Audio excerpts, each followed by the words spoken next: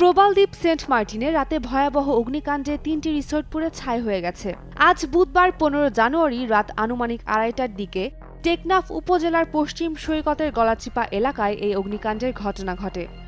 দ্বীপে কোনো fire service না থাকায় আগুনে এই বড় ক্ষতি হয়েছে বলে দাবি করেছেন দ্বীপের বাসিন্দারা। আগুনে ৩ রিসোর্ট পুড়ে ছাই হয়ে গেছে জানিয়ে দ্বীপের এক বাসিন্দা বলেন, হঠাৎ রাত ২:৩০টার দিকে দ্বীপের পশ্চিম সৈকতের গলাচিপা বিচ ভ্যালি রিসর্টে আগুন লাগে। এরপর মুহূর্তেই চারদিকে ছড়িয়ে পড়ে। প্রথমে স্থানীয় পর্যটকরা আগুন নেভানোর কাজ করে। পরে কোস্টগার্ড, নৌবাহিনী ও ট্যুরিস্ট পুলিশের ১.৫ ঘণ্টার চেষ্টায় আগুন নিয়ন্ত্রণে আসে। এর আগেই শায়রি, বিচ ভ্যালি ও কিংশুক রিসর্ট পুড়ে ছাই হয়ে যায়।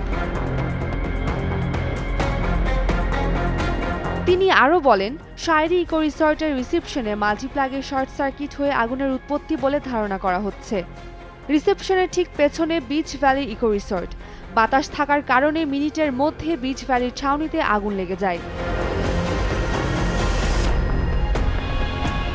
শুকনো কাঠ আর বাঁশ দিয়ে তৈরি বিচ ভ্যালি ইকো রিসর্টে আগুন লাগার সাথে সাথে কয়েক মিনিটের মধ্যে পুরো রিসর্টে তা ছড়িয়ে পড়ে।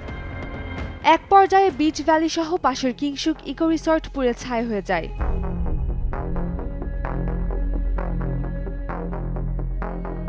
সেন্ট মার্টিনের দায়িত্বে থাকা টেকনাফ ২ বিজিবির উপ অধিনায়ক মেজর ইশতিয়াক আহমেদ বলেন, আগুন লাগার খবর শুনে স্থানীয়দের সহায়তায় আগুন নেভানোর চেষ্টা চালানো হয়।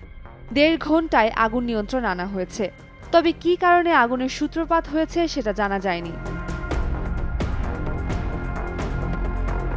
ভোর ৪টার দিকে আগুন নিয়ন্ত্রণে এসেছে জানিয়ে দ্বীপের আরেক বাসিন্দা জমির বলেন, দ্বীপে আগুন নেভানোর জন্য ফায়ার সার্ভিস স্টেশন নেই, কিন্তু স্থানীয় লোকজন, পর্যটক ও কোস্টগার্ড আগুন নিয়ন্ত্রণে কাজ করে।